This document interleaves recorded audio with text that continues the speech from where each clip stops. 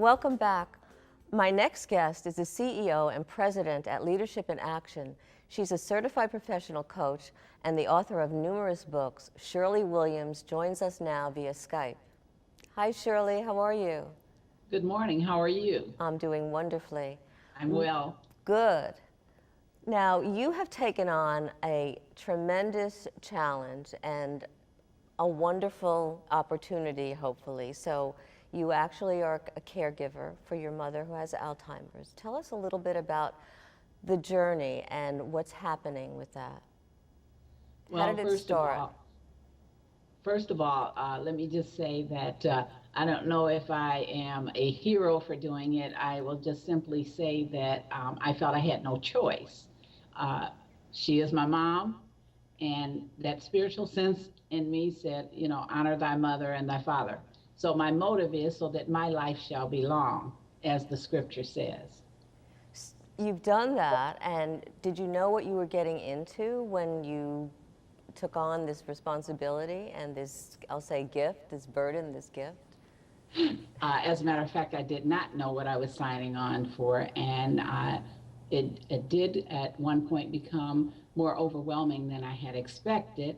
However, as I like to tell people, it's also been a fun ride as well as a sad ride, and it's a big job. It's a big job. It's very time-consuming, and you sacrifice a lot when you take that role on.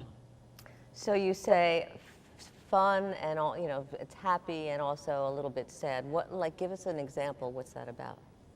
Well, the sad part is to see, you know, my mom's memories fading, and the sad part is to wake up one day and realize that she has no concept of, you know, what your relationship is. But the fun part is those little spontaneous things that she does that throws me off guard. Like what? For instance, if I walk into a room, she might just burst out in laughter, and I might look back and say, "What are you laughing about?" And she'll say, "I'm laughing because I never knew you were that fat." So that then, of course, it breaks the ice and it makes me chuckle, because we all know how sensitive we all are about being told that we might have a pound or two and that added on. And just last night, she's at a point now where, you know, I had to buy her a few toys to play with to keep her occupied. And I bought her a little baby doll, and she just loves it. And I also bought a little tiny, you know, stuffed dog to go with the little baby doll. And what I realized last night was that she was afraid of the dog because I had put her some juice on the table where the dog was sitting, and everything that I would put on that table, she wouldn't touch it because she said that she wasn't going near him because he was not a good dog. So she thought the dog was real? Yes, that's the phase she's in. And so she tells you the things he's doing, and I just smile because I finally last night had to put him across the room in a little basket. And so I told her, I said, "He just wants you to rub his head." And she goes, "I'm not touching that thing." So those are the things that you chuckle about. And one last thing, yesterday my sister was over, and she saw my mom with the baby. She asked my mom the baby's name, and she said she didn't have one. And so my sister called her Pumpkin. And when my sister left, my mom was asking, "Where's that girl?" And I wanted to know what girl. She said, "That girl named Pumpkin." So she thought my sister's name was Pumpkin. So she doesn't really remember names and sometimes even No. family members or who they are. No, and she doesn't realize the relationship that I am the daughter, not the mother. And you have to have a sense of humor because it could break your heart too. It right? absolutely Right. could. It absolutely could.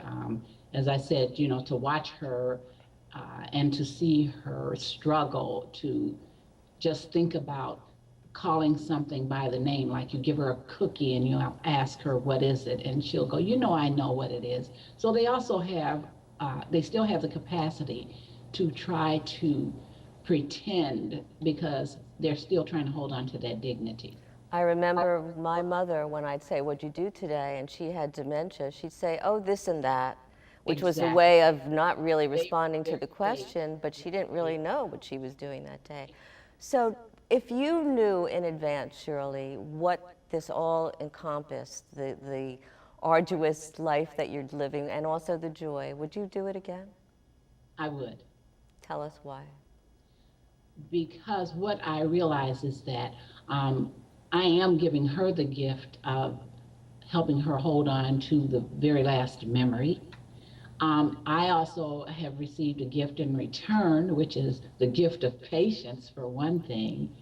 And there is an incredible love that comes on this journey that you don't realize, because you become very protective.